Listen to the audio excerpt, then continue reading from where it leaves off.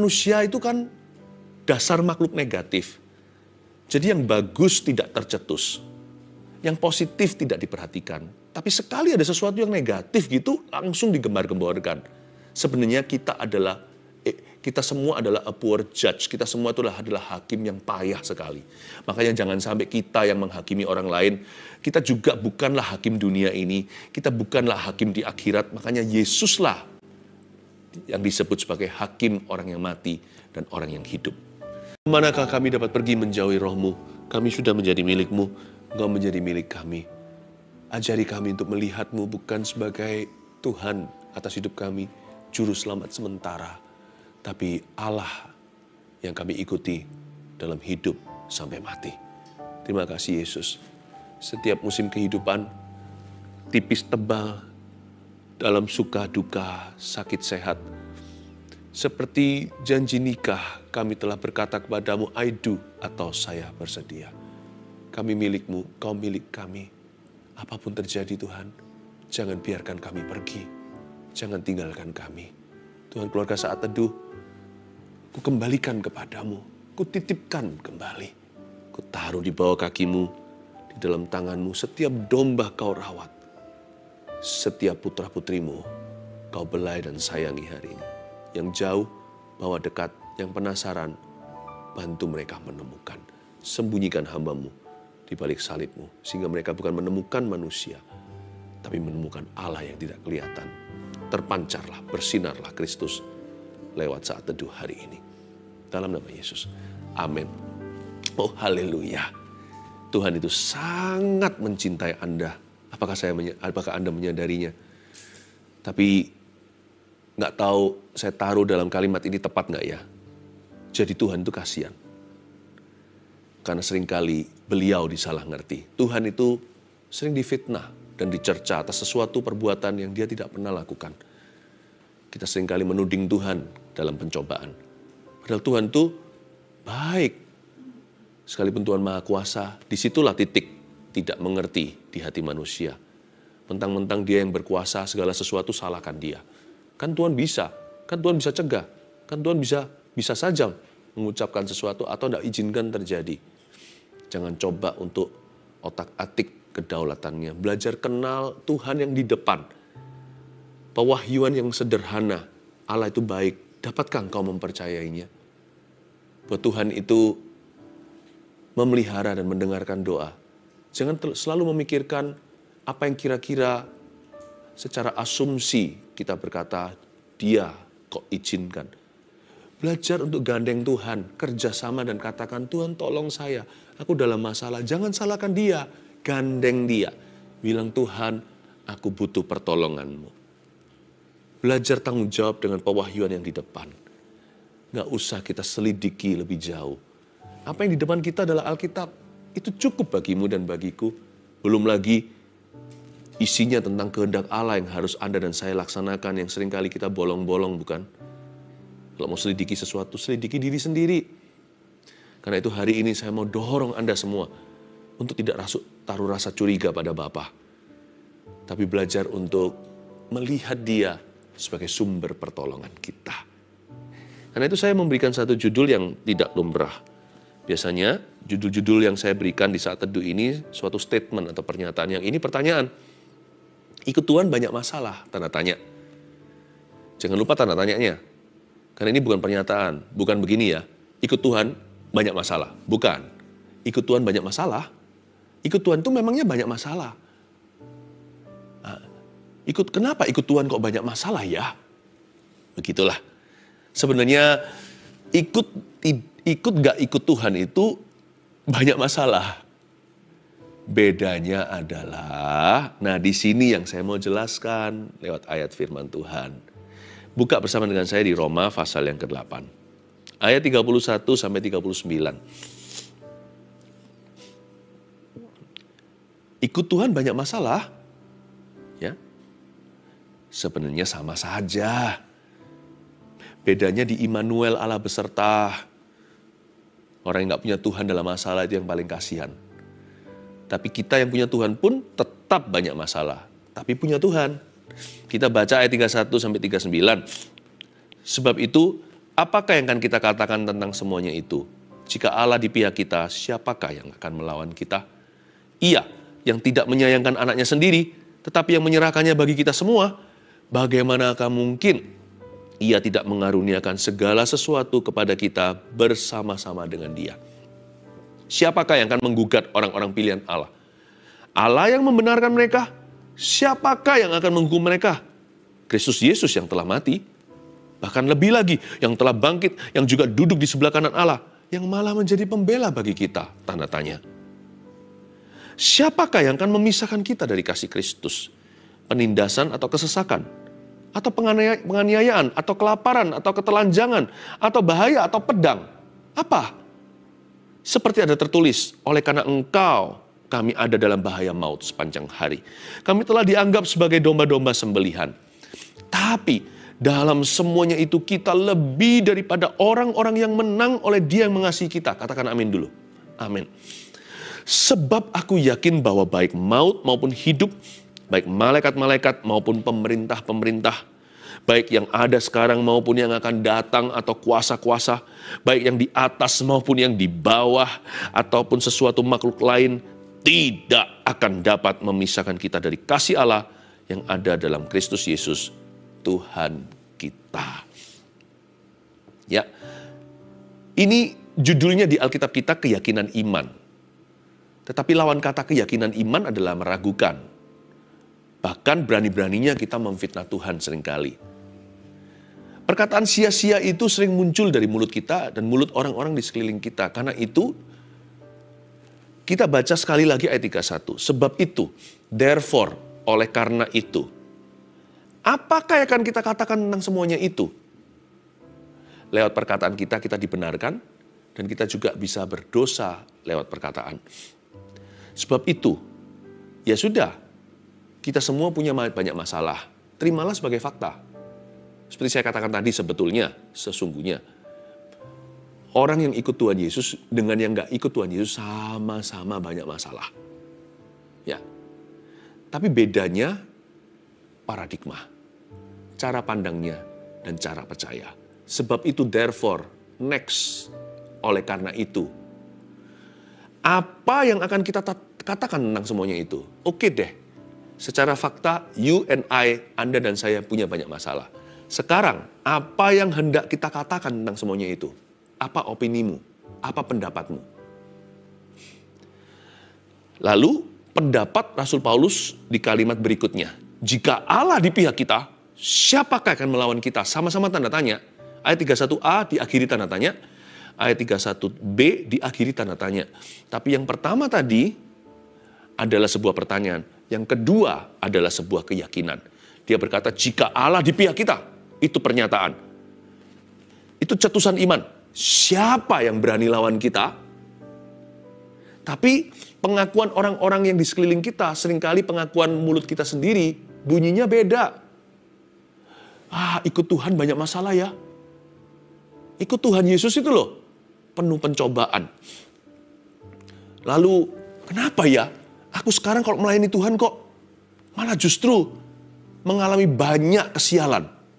Loh, itu sama dengan orang bilang begini. Coba ya, saya kasih sebuah ilustrasi yang sehari-hari. Saya ajak mikir sedikit ya. Jangan makan donat ya, kan ada lubangnya. Donat manapun ada lubangnya ya kan. Ya memang ada roti-roti yang berbeda-beda yang kayak namanya donat juga nggak ada lubangnya juga ada. Ini kan ilustrasi aja. Jangan makan donat karena ada lubangnya. Semua donat ceritanya ada lubangnya. Semua kita itu hidup banyak masalah. Tapi Tuhan donatnya, itulah bedanya orang yang lihat lubangnya sama donatnya. Sama orang yang lihat lubangnya sama yang lihat rotinya. Yesus itu roti yang hidup turun dari sorga. Bedanya orang yang percaya sama Tuhan dan yang mengasihi Dia, ketika kita dalam masalah, ada penyertaan Allah. Immanuel itu ada. Tetapi celakalah orang yang sendirian dalam masalahnya, hanya bergantung pada kekuatan dan hikmat manusia. Itu perbedaannya.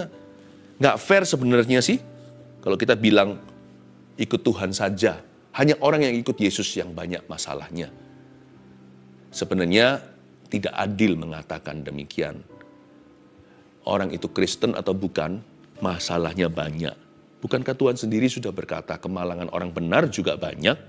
Ya, orang yang percaya dengan perkataan yang ginian sudah kena tipu muslihat setan yang paling kampungan. Soalnya ini nggak objektif pemikiran seperti ini. Ini cara setan menggodamu memikirkan dan tidak melihat gambar luasnya. Kalau mau perhitungan, mungkin keuntungan orang benar lebih banyak loh. Tapi manusia itu kan dasar makhluk negatif. Jadi yang bagus tidak tercetus. Yang positif tidak diperhatikan. Tapi sekali ada sesuatu yang negatif gitu, langsung digembar-gemborkan. Sebenarnya kita semua adalah a poor judge. Kita semua adalah hakim yang payah sekali. Makanya jangan sampai kita yang menghakimi orang lain. Kita juga bukanlah hakim dunia ini. Kita bukanlah hakim di akhirat. Makanya Yesuslah yang disebut sebagai hakim orang yang mati dan orang yang hidup. Karena kita manusia itu bias sekali. Kita itu selalu subjektif. Kita terbawa perasaan kita, terbuai dengan sesuatu. Kalau kita mengalami sesuatu yang buruk, kita merasa kita yang paling malang di seluruh dunia. Semua berkat itu nggak ada. Kita lupa bahwa Tuhan pernah memberkati kita dan Tuhan masih akan memberkati lagi. Dan kita juga tidak bisa melihat karena kita manusia itu nggak bisa lihat masa depan.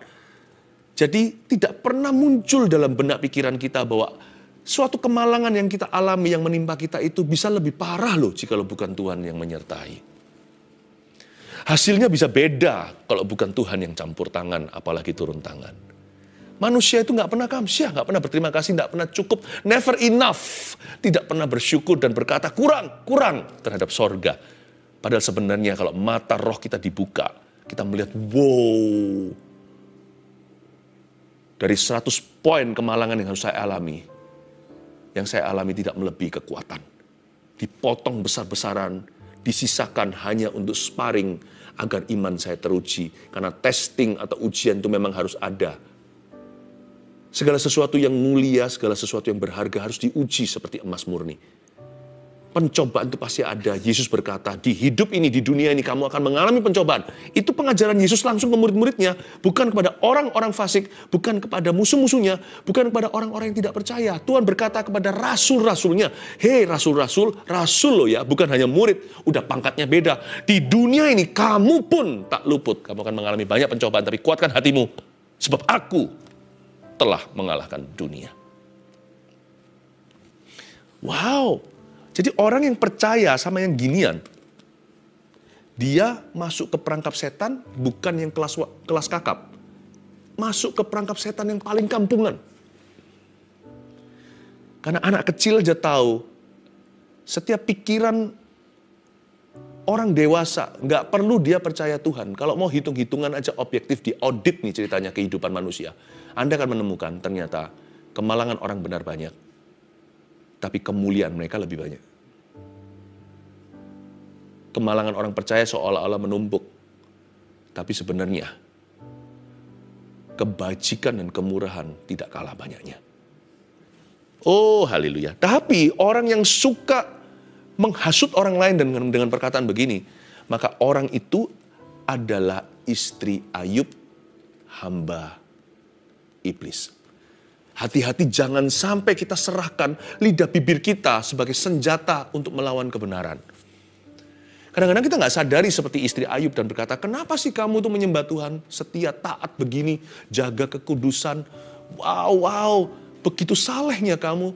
Udah deh, kutuki saja Allah dan mati. Ayub berkata, kamu tidak boleh berkata begini. Tuhan memberi, Tuhan mengambil, terpujilah nama Tuhan. Dan dengan demikian Ayub tidak berbuat dosa dengan lidahnya. Dan hidupnya tetap murni di hadapan Allah. Bisa jadi loh ya, orang yang ngomong begini itu sesama anak Tuhan. Tapi orang Kristen yang kedagingan, anak Tuhan pelataran, orang-orang yang sudah mundur dari Tuhan, yang arah hidupnya sudah backsliding, sudah merosot dia, bukan ke arah Tuhan Yesus. Masih belum keluar dia dari Tuhan Yesus, tapi sudah tidak lagi berjalan ke arah Tuhan Yesus. Bisa jadi setan memakai kedagingan mereka seperti setan memakai Petrus untuk menghalangi Yesus naik ke salibnya. Untuk menebus dosamu dan dosaku. Petrus berkata, no, guru, engkau tidak akan disalibkan. Yesus membawa dia ke samping dan berkata, enyahlah, hai iblis, sebab engkau memikirkan yang dipikirkan manusia. Bisa jadi orang yang menghasut begini gak sengaja, ampuni mereka, jangan benci. Tapi saya sebagai hamba Tuhan, pemberita Injil dan pengabar firman, saya perlu menyampaikan pesan ini dari Tuhan Yesus. Bertobatlah saudaraku yang suka ngomong begini, karena Anda mencoba menjatuhkan orang lain, sementara hati Anda sudah jatuh dan jauh dari Tuhan Yesus. Bertobat, Tuhan menerimamu. Tuhan mengasihi, Tuhan tak marah. Tuhan itu tak murka, Tuhan itu maha pengasih, penyayang, dan pengampun juga. Kalau memang itu adalah Anda, yang saya sebutkan tadi, aduh aku sering ngomong gitu ya. Mungkin saya bukan menyerang orang, saya hanya menggumam aja, aduh kenapa ya ikut Tuhan kok susah, itu didengar sama anaknya. Kenapa ya aku melayani Tuhan kok banyak godaan, itu didengar sama suaminya atau istrinya atau bagaimana. Anda sudah tidak jadi berkat hari itu, Anda menabur sesuatu dari setan datangnya, tanpa Anda sengaja. Karena firman Tuhan berkata, yamu adalah ya, tidak adalah tidak. Kalau percaya Tuhan ya percaya, kalau enggak ya enggak usah. Lebih dari itu dari setan. Kadang-kadang perkataan seperti itu bukanlah meragukan, itu enggak objektif sih. Karena itu adalah tuduhan yang tidak terbukti. Padahal sebenarnya Tuhan enggak demikian. Padahal sesungguhnya kalau dihitung beneran, untung Anda lebih banyak. Bayangkan. Nah, kalau ada orang yang seperti itu, bukan anak Tuhan ya kita nggak bisa salahkan ya. Mereka nggak kenal Tuhan sih. Tapi jangan dengarkan. Berarti iblis menggocohmu. Kalau ada orang sekelilingmu berkata, ikut Tuhan kok, kamu ikut Tuhan kok susah ya? Atau gitu, ayo ikut lagi ke berhala.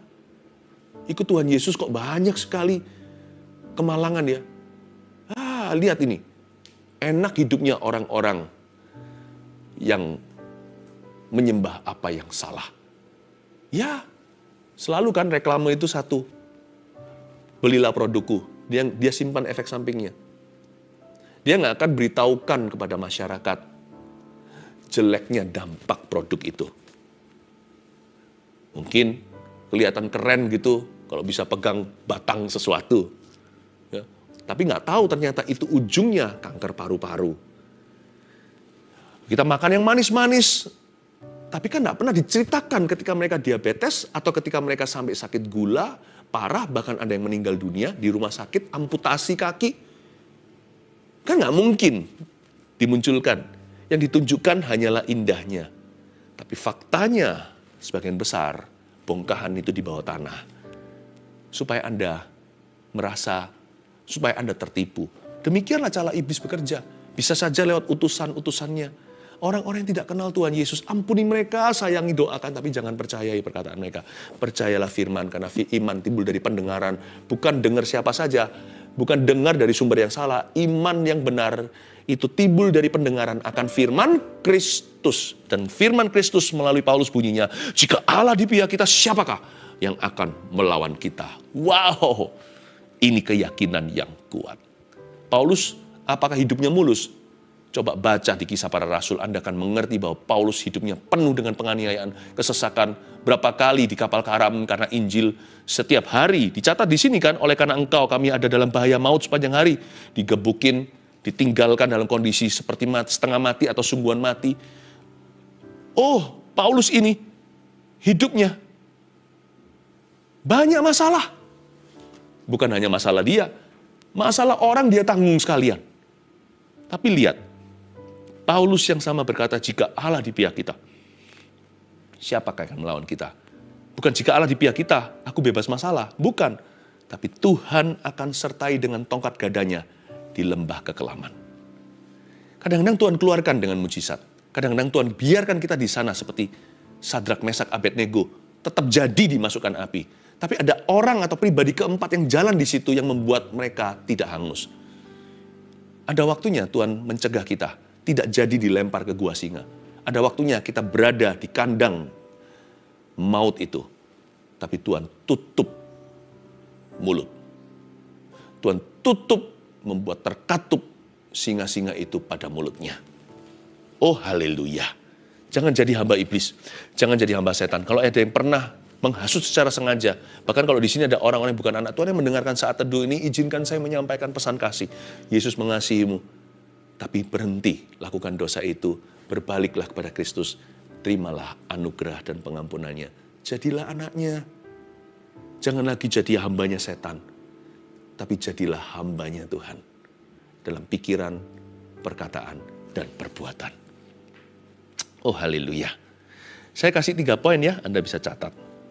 Dari ayat-ayat yang kita baca tadi, dimulai dengan kalimat di 31 ayat 31b, jika Allah di pihak kita, siapakah yang akan melawan kita? Itu poin pertama. Ini bedanya. Ikut gak ikut Tuhan sih tetap banyak masalah. Tapi bedanya di sini. 1, Tuhan di pihak kita yang sungguh-sungguh mengasihinya. Itu dia. Itu bedanya. Bedanya di Immanuel. Immanuel artinya Allah beserta. Immanuel itu ada. Ya.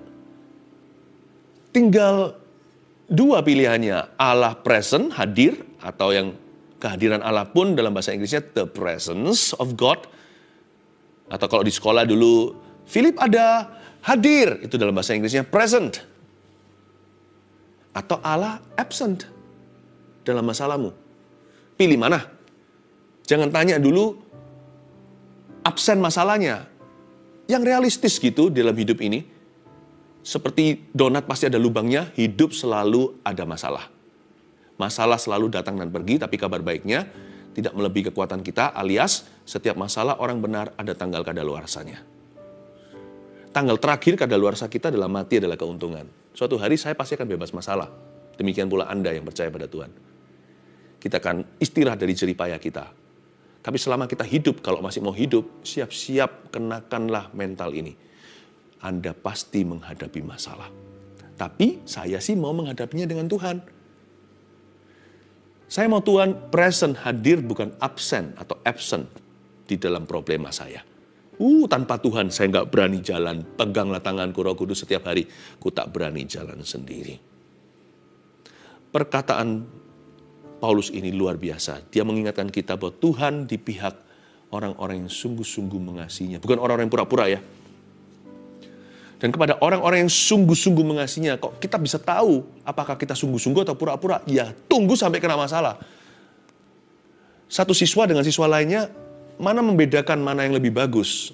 Siswa mana yang lebih pintar, lebih hebat, lebih menguasai mata pelajaran? Ya, harus tunggu ujian. Dari situ kita bisa lihat A, B, C, D, E, F, G-nya. Nggak ada G sih ya. F sampai fail aja. Dari situ kita tahu. Kalau kita mau tahu apa kita sungguh-sungguh atau enggak, tunggu sampai masalah mengetuk pintumu. Dari situ Anda akan tahu orang yang mengasihi Tuhan dan tetap setia dalam masalahnya, menghadapinya bersama dengan Tuhannya, orang itu yang mengasihi Tuhan. Dan kepada orang yang demikian, Tuhan bekerja sama dalam segala perkara untuk mendatangkan kebaikan bagi orang-orang yang mengasihinya, yakni orang-orang yang terpanggil sesuai dengan rencananya dan dipilih untuk menjadi serupa dengan gambarannya. Yang dipanggil oleh Tuhan, yang dipilihnya juga akan dimuliakannya. Tuhan di pihak kita yang sungguh-sungguh mengasihinya. Ada Allah yang bekerja sama. Kalau saya sengsara, saya tidak mau sia-siakan penderitaan saya. Jika saya tahu bahwa ada Tuhan dalam problema saya, maka saya boleh yakin pasti sekalipun otak saya belum mengerti bahwa dalam problema persoalan yang saya hadapi, Tuhan bekerja sama merancangkan sesuatu yang baik untuk saya. Baik yang baik di hidup ini ataupun yang baik di dalam kekekalan. Untuk menempa di dalam diri saya sebuah karakter ilahi. Atau hari ini Tuhan memutuskan untuk menunjukkan mujizatnya. Atau Tuhan ingin membentuk kesabaran saya. Terserah Tuhan. Saya nurut setiap langkah, dikit demi sedikit, tiap hari, tiap sifat. Pokoknya kalau Tuhan di pihakku, aku tidak takut. Siapa lawanku? Toh ujungnya itu pasti kebaikan. Karena Tuhan berjanji dia mau bekerja sama dengan orang yang mengasihinya. Dalam segala perkara berarti dalam perkara yang kelihatannya baik dan dalam perkara yang kelihatannya buruk. Dalam perkara-perkara yang membuat kita nyaman, dalam perkara-perkara yang membuat kita tidak aman, dalam perkara yang menyenangkan, dalam perkara yang menyakitkan, dalam perkara yang menguntungkan, dan perkara merugikan. Jus jadi satu, itulah segala perkara. Jangan hanya gandeng Yesus di perkara positif, di perkara negatif hidupmu, gandeng dia. Tuhan bekerja sama itu sebuah keyakinan, divine assurance atau kepastian bahwa ini semua nanti ujungnya, aku belum mengerti sekarang. Ujungnya by faith dengan iman aku tahu Allah tidak pernah berdusta. Tuhan kita paling bertanggung jawab atas hidup kita. Dia tahu apa yang dia lakukan di dalam hidupku. Aku tahu ujungnya adalah kebaikan. Belum lagi ada pesan Tuhan di Yeremia yang bunyinya, aku tidak punya rancangan celaka atas hidupmu, tapi rancangan damai sejahtera, memberimu masa depan penuh pengharapan. Kurang apa lagi tuh? Berikutnya di ayat yang ke-33. Dari pertanyaan Paulus, ini kan siapa yang akan melawan kita? Lalu ayat 33 bunyinya, siapakah yang akan menggugat orang-orang pilihan Allah? Allah yang membenarkan mereka, siapakah yang akan menghukum mereka? Lalu berikutnya, Paulus bertanya, siapa sih yang akan menggugat orang pilihan Allah? Allah yang membenarkan mereka. Tuhan itu bukan jaksa penuntut, dia jaksa pembela. Belum lagi dia sendiri hakimnya. Dia sendiri adalah korban dari hukuman. Tuhan itu segala-galanya. Tuhan itu end to end, A sampai Z. Tuhan sudah kepung kita dengan kebajikan. Tuhan berkata, siapa yang akan menggugat orang pilihan Allah? Yang membenarkan mereka, Allah sendiri yang membenarkan mereka, siapa yang akan menghukum mereka? Bahkan di ayat sebelumnya dikatakan, iya, I huruf besar itu Bapa yang tidak menyayangkan anaknya sendiri, tapi menyerahkannya bagi kita semua. Mana mungkin dia tidak mengaruniakan segala sesuatu kepada kita bersama-sama dengan dia. Yang kedua, bedanya di mana sih orang ikut Tuhan ketika dia menghadapi masalah? Yang kita hadapi adalah masalah hidup saja, bukan masalah dosa. Indah kan? Jadi itu bedanya. Yang kita hadapi itu bukan murka Allah. Karena Tuhan tidak menghukum mereka. Mana mungkin Allah yang membenarkan mereka akan menggugat orang-orang pilihannya sendiri. Jadi kita tidak lagi bermusuhan dengan Tuhan. Kita tidak lagi bermusuhan, kita tidak lagi menghadapi musuh di dua medan perang. Bayangkan, satu menghadapi masalah hidup. Lalu yang lebih bahaya lagi, menghadapi Allah sebagai musuhnya. Yakobus berkata, orang-orang yang cinta dunia, orang yang membangkang ceritanya kepadanya, orang-orang itu menjadikan Allah adalah musuh pribadinya. Dan firman Tuhan juga berkata begini, kalau singa Yehuda itu kalau Tuhan menerkammu, siapa melepaskanmu? Itu balancingnya, itu opposite side, atau itu adalah oposisi firman yang kita dengarkan. Jika Allah di pihak kita, siapa lawan kita? Nanti coba kita balik. Kalau Allah memusuhi kita, siapa bela kita? Oh, lebih baik saya ditekan oleh kehidupan daripada dengan Allah saya bermusuhan.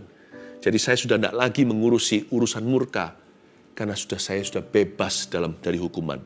Roma 8 ayat 1 bunyinya, there is therefore now no condemnation for those who are in Christ Jesus. Karena itu barang siapa ada dalam Kristus, tidak ada lagi penghukuman bagi dirinya. Yang kita hadapi adalah masalah hidup saja. Bukan masalah dosa. Saya jadi ingat Yakobus pasal pertama. Consider yourself blessed. Consider it pure joy if you fall into many trials. Anggaplah sebagai sebuah kebahagiaan jikalau kamu jatuh ke dalam pelbagai pencobaan atau berbagai-bagai pencobaan. Kata berbagai-bagai pencobaan atau pelbagai pencobaan itu adalah many trials dalam bahasa Inggrisnya. Artinya everyday troubles. Artinya adalah kesusahan sehari nggak melebihi sehari. Sesusah apapun juga kemoterapi atau sedang dalam tuntutan pengadilan atau sedang dimakan habis harta duniawinya. Itu hanya kesusahan sehari demi sehari doang. Memang stres sekali sih. Tapi hal itu hanyalah masalah kehidupan di dunia. Anda tidak punya masalah dengan Allah, itu harus bersyukur luar biasa. Allah di pihak Anda. Sebelum membela, mungkin sekarang di musimnya masih berada di fase mengayomimu.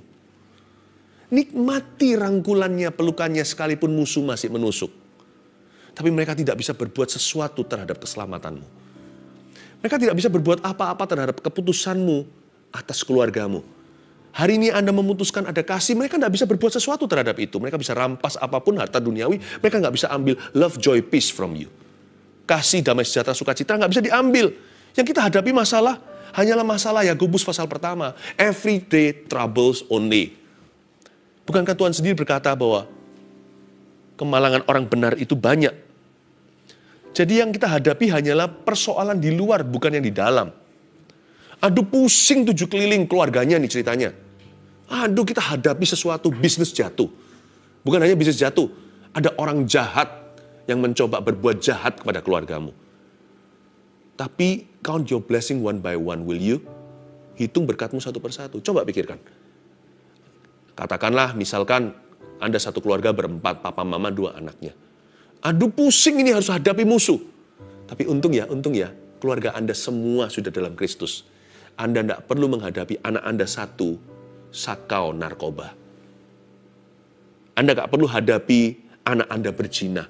Keluarga memang stres sekali menghadapi sebuah musibah.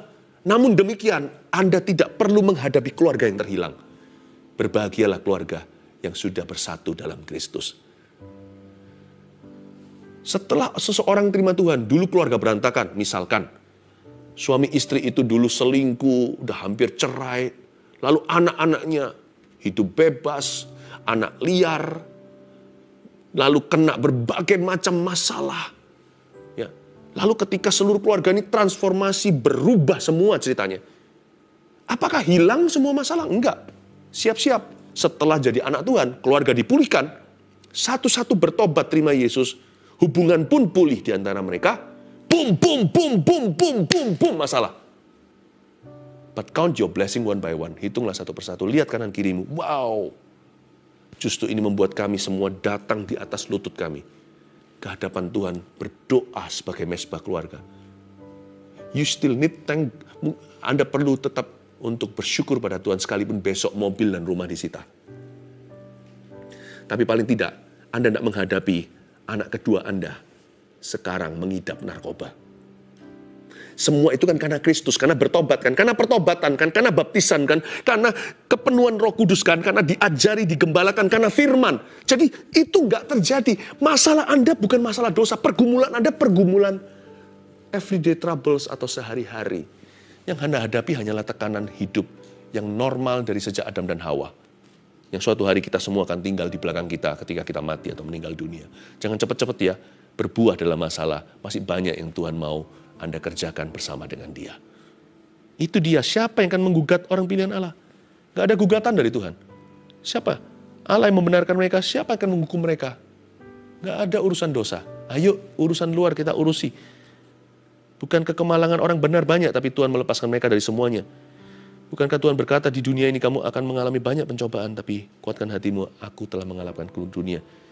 Bukankah dari zaman sekolah minggu kita sudah diingatkan lewat lagu, kalau yang sudah Kristen lama loh ya. Di dalam dunia ada 2 jalan, lebar dan sempit. Mana kau pilih? Yang lebar api, jiwamu mati. Tapi yang sempit, hidup berglori. Kenapa ketika dewasa jadi orang Kristen kecewa? Karena hidupnya susah. Dari kecil di sekolah minggu sudah diberitakan. Lewat lagu, simple sekali lagu anak-anak. Di dalam dunia ada 2 jalan. Ada yang lebar dan sempit. Lebar, jiwamu mati, yang sempit hidup berglori. Dari dulu kita sudah diberitahu, ikut Tuhan itu banyak penderitaan. Salah satu panggilan orang Kristen adalah menderita karena kebenaran. Jangan menderita karena digebukin sekampung gara-gara dia adalah maling ayam. Jangan menderita di penjara karena dia seorang koruptor. Tapi kalau kita mengikut Tuhan banyak godaan. Nggak ikut Tuhan juga banyak godaan. Tapi kita jatuh dalam godaan. Terakhir, dengan ini saya selesai. Langsung lompat ke ayat 38 dan 39. Ini bedanya ya. Sebab aku yakin bahwa baik maut maupun hidup. Nah, ini mulai bicara tentang akhirat. Baik malaikat maupun pemerintah-pemerintah. Itu bicara tentang alam roh. Baik yang ada sekarang maupun yang akan datang. Future, present. Atau kuasa-kuasa. Baik yang di atas maupun yang di bawah.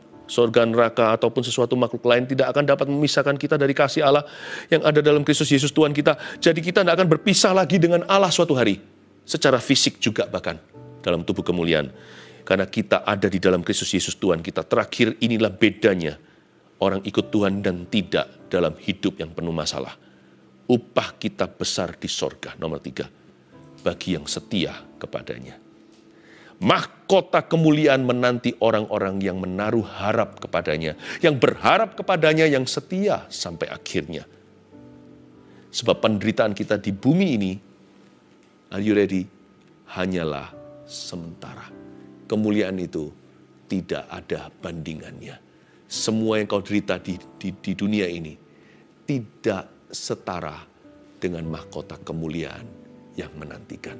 Berbahagialah orang yang setia kepada Kristus sampai mati. 1, 2, 3, ini bedanya. Orang yang ikut Tuhan atau tidak. Sama-sama banyak masalah, tapi yang ikut Tuhan, Tuhan di pihak kita yang sungguh-sungguh mengasihi Dia. 2, kita hadapi masalah hidup saja, bukan masalah dosa. 3, upah kita besar di sorga jika kita setia kepadanya. Haleluya.